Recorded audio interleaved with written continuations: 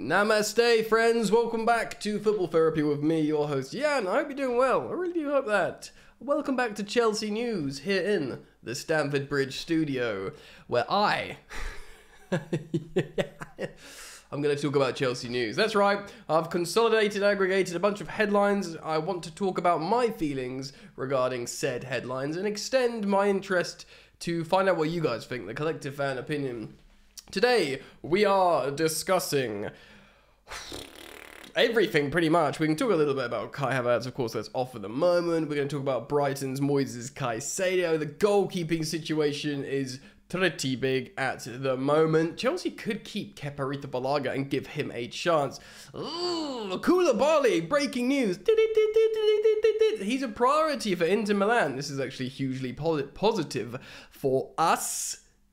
Hugely positive. We're going to talk about, what else are we going to talk about? An article from Football.London, Bobby Vincent talking about what Pochettino is considering of certain players. Nizar Kinsella giving an update on Cesare Casadei. There's just so much to talk about, baby. Make sure that if you want to keep up with Chelsea news, that you subscribe to this channel. We're on the road again. We're ascending up to higher subscriber number glory, like a beautiful eagle. So yeah, do consider subscribing, hitting the bell if you do subscribe, and drop a like on the video, friends. We peaked over 2,000 likes on a couple of videos, but then we've been slacking. So it's your chance, your opportunity to show some love by clicking like, me likey. Let's start with Cesare Casadei, because of course he's talk of the town with being, you know, a U20 World Cup finalist, but more notably and more interestingly for us Chelsea fans, one player of the tournament and the Golden Boot. Nizar Kinsella writes, Chelsea midfielder Cesare Casadei hopes his performances at the Under-20 World Cup have earned him a pre-season audition with Mauricio Pochettino. The 19-year-old, still 19? I thought he was 20. I can never keep up. He started in the tournament and wore the captain's armband and took Italy to the final. Casadei, who joined Chelsea for 16 million, I believe it's 12 million and it can go up to 16 million with add-ons. The same way they talk about Mykhailo Mudryk being 88 million, but he's 60 million. That could rise up to 88 should we win Premier League and Champions Leagues. It's really important to note that. I know bigger numbers make bigger headlines. Also, pause. If you've not watched my previous upload, the upload prior to this video you're watching now, do go check it out, because there's some positive Mykhailo Mudryk content in there that I think you'll be rather interested in, so see that you watch that video. So he was the top scorer, Cesare Casadei, from a midfield with 7 goals from midfield and produced some outstanding displays.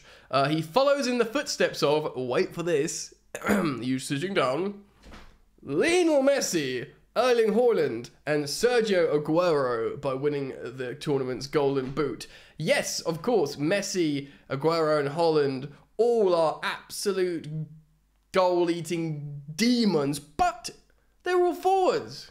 Young Cesare Casadei is a number 8. He's a midfielder. So yes, we have the second coming of Frank Lampard in terms of goal-scoring midfielder. Now look, he's still quite likely to go on loan, but he will have an opportunity to impress the gaffer.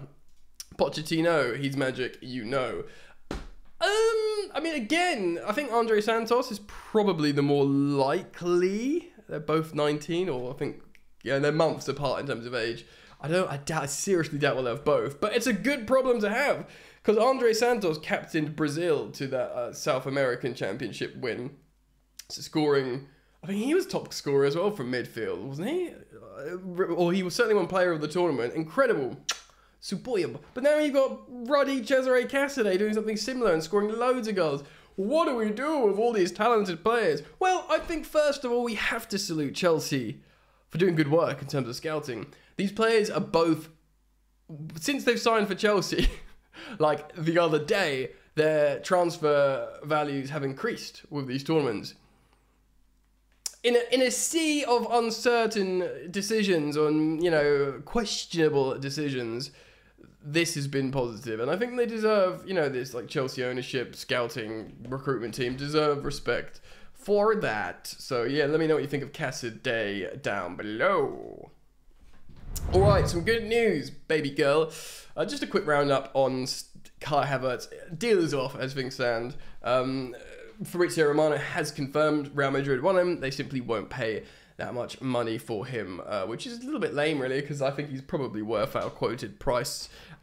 Still, again, if you've watched my recent videos, you will know that I am absolutely fine with Kai Havertz either leaving or staying. For leaving, making good money, and Kuku's coming in, or staying. But as it stands, the deal is off. But that's fine. We will cover that as things develop.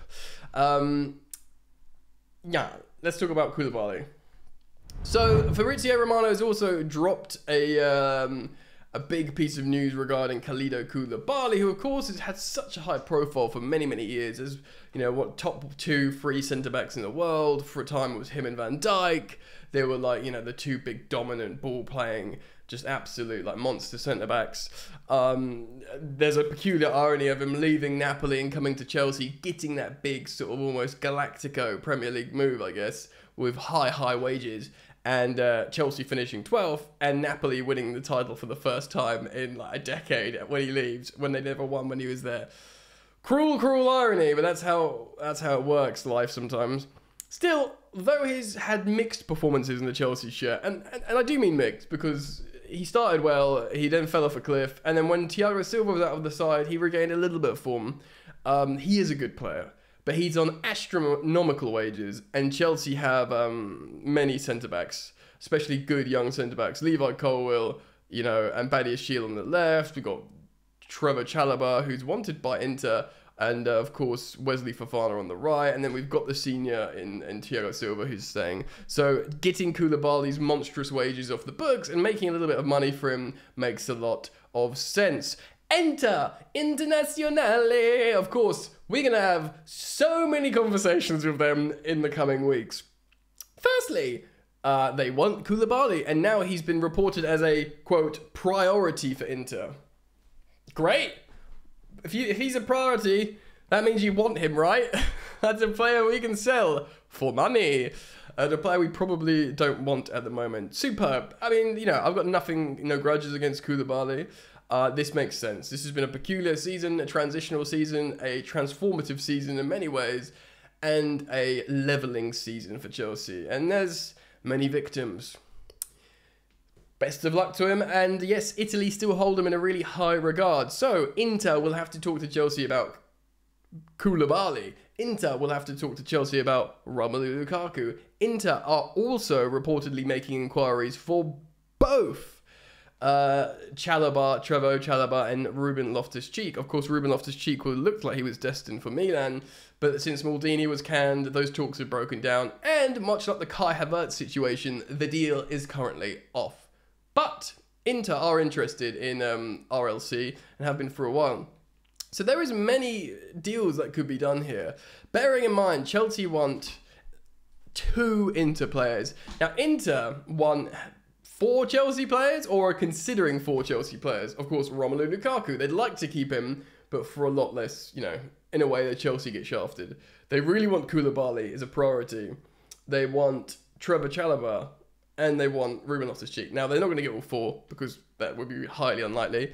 But Chelsea are interested in 2 of their players. And of course, that is Lautaro Martinez, the Argentinian striker. Of course, the countryman of our new manager, Mauricio Pochettino. And as we know, Andre Onana. Of course, on the channel here, we've reacted to stories suggesting that he's agreed personal terms with Chelsea. But Inter will only play ball if we pay their valuation of 60 million euros, which is about 52 million pounds. It looks like Mike Maignan, of course, of Milan, we've been absolutely scared off by Milan by an 80 million euro, valuation, which of course is just chicken oriental, and we won't pay that.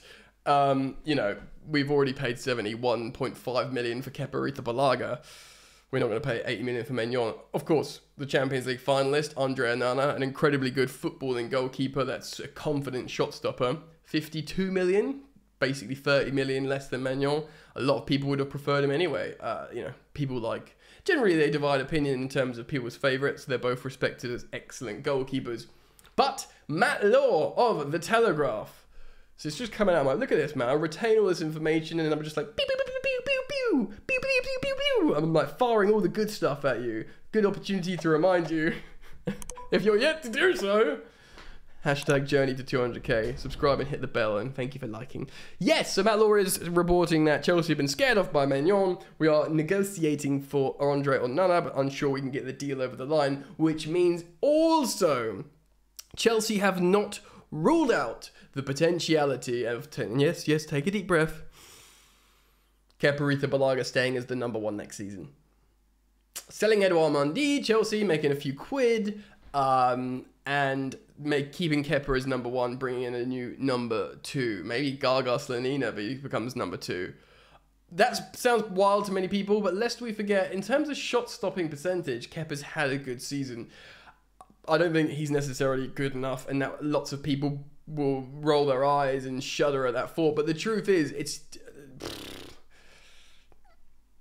if we get the other problem positions, I really do think goalkeeper is really important personally. But if we do get other positions, like if we sort out the midfield, if we get settled into the defense, if we get someone up front to join the rest of the gang, then maybe we can do one more season with Kepa and just try and climb up the table a little bit. Let me know what you think about that, because that's pretty wild. But, you know, who knows? We might still sign Andre Onana, especially considering we've got loads of players that they want. All right, then. Oh, what are we going to talk about now? We've got so much to get through. Okay, just quickly, Christopher Nkunku. He is a Chelsea player as far as we've concerned. He got a medical last summer. He signed the contract in the winter, pre-agreement, but he's yet to be announced. Now, Fabrizio Romano has shed light on this. I guess it's probably contractual, and that's why it's been stuck to it, although there has been people from Leipzig that have said, yeah, he's going to Chelsea. But there was an agreement that his transfer to Chelsea will not be announced till after the international games, when he reports back from France duty. Only then will his transfer to Chelsea be announced. This was to just keep life simpler and easier. Of course, it was leaked almost immediately when he when he left. But yes, that's just how, you know, the media works. There's leaks, and this is what Fabrizio Romano said. He was like, look, man, they didn't want it to get out. It got out immediately, and we've known ever since. But he is coming to Chelsea, and he'll be a Chelsea player. I want to read you an article now from football.london. I haven't read this yet, but I picked it out to as it was published this morning, and it's fresh from Bobby Vincent on football.london. Maurizio Pochettino to consider 8 Chelsea transfers in a busy summer transfer window. Oh, so the window officially opens on Wednesday, June the 13th. Wait, it is Tuesday the 13th today, so I guess he means 14th? Chelsea look to kick off with Maurizio Pochettino's reign with a bang behind the scenes. So despite weeks of continuous transfer speculation online and in newspapers, what? The window hasn't actually been open. From Wednesday, which is tomorrow, which is the 14th, unless I'm going chicken oriental and my computer's wrong, it's when we get down to the real business. Saying that, however, Chelsea have been working behind the scenes, trying to get a head start in the window.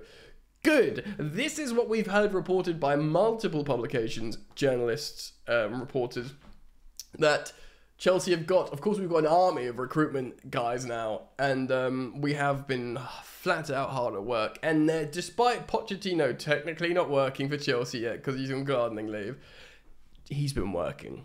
Do you know what I mean? So this is really interesting. A lot of work's been done, and maybe Chelsea do have this head start. Well, the club are keen on bringing in new players this summer, of course, with the goalkeeper, midfielder, and striker being the main priorities, which of course we've spoken about here on the channel at length. There is more focus on those who will be leaving at Stamford Bridge in the coming weeks.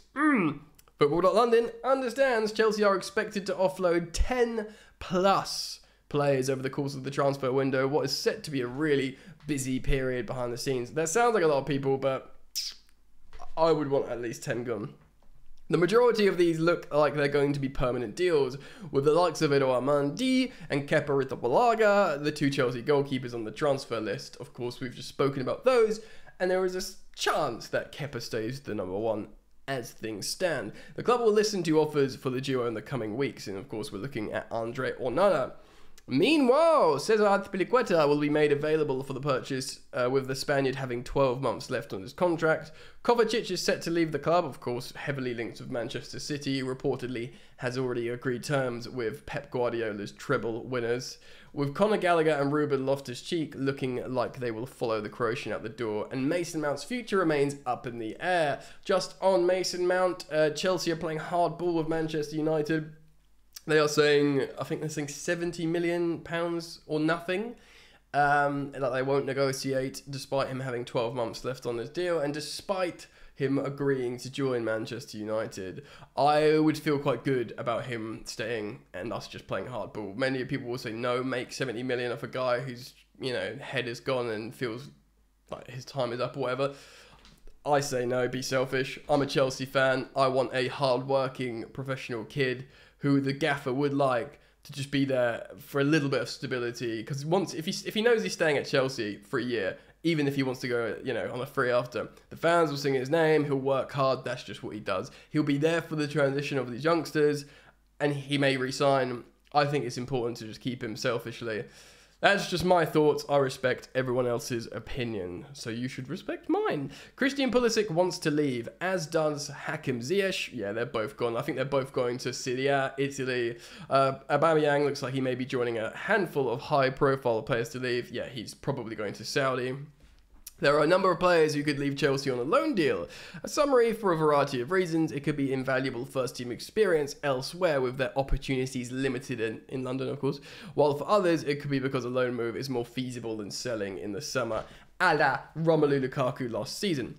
The likes of Ethan Ampadu, Callum Hudson-Odoi, and Baba Rahman, jeez! Oh, I just forgot he existed. All their contracts expire in 2024. How is Baba Rahman still got over a year left on his contract, or a year left on his contract? That's mad.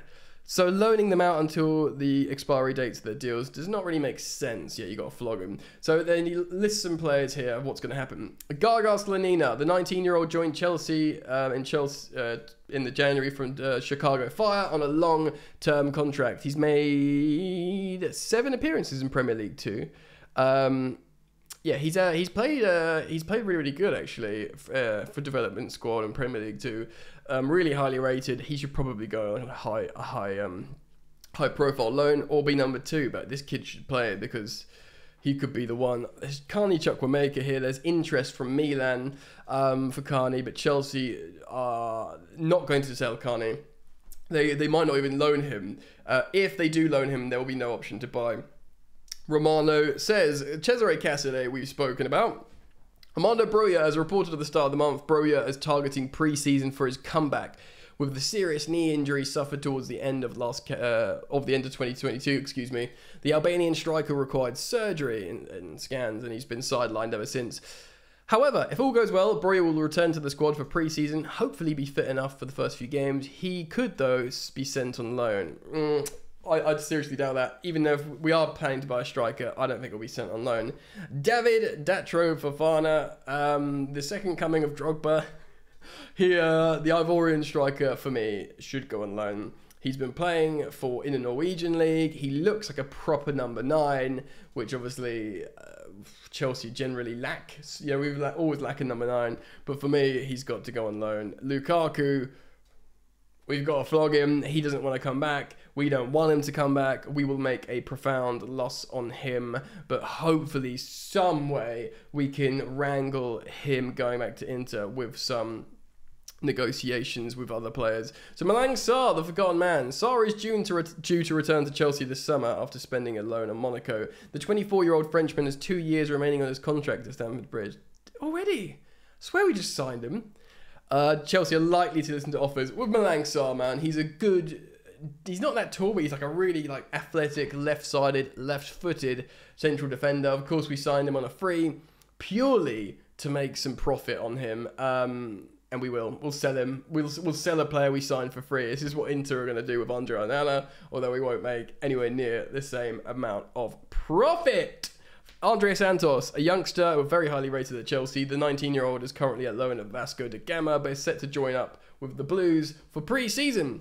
He's expected to be given up opportunities by Pochettino over the course of pre-season. He looks to stake a claim to the new head coach. A loan move could be more beneficial for Santos in the long run. However, because you need minutes, crucial at a young age. So tough. Like I said earlier in the video, it's going to be tough to keep both Cesare Casadei and Andre Santos. I think it's going to be almost impossible to keep both of them in a squad. And I think it's quite plausible that both of them go on loan. And possible that one of them stays. And to be honest, I think it'll be Andre Santos. Because Chelsea actually wanted Andre Santos to be in the squad when we signed him. We just couldn't get him a visa. I think that we really like the profile of midfielder. But again, so much comes up from Mauricio Pochettino and his decisions. So let me know what you think. It's a bit of a long video today, I recognise, but there's a lot of stuff I wanted to talk about. If you like the content, please do drop a like. Feel free to subscribe. There could be another video out later. There often is. So make sure you turn on the bell. I thank you for joining me and look forward to seeing you on the next one. Peace.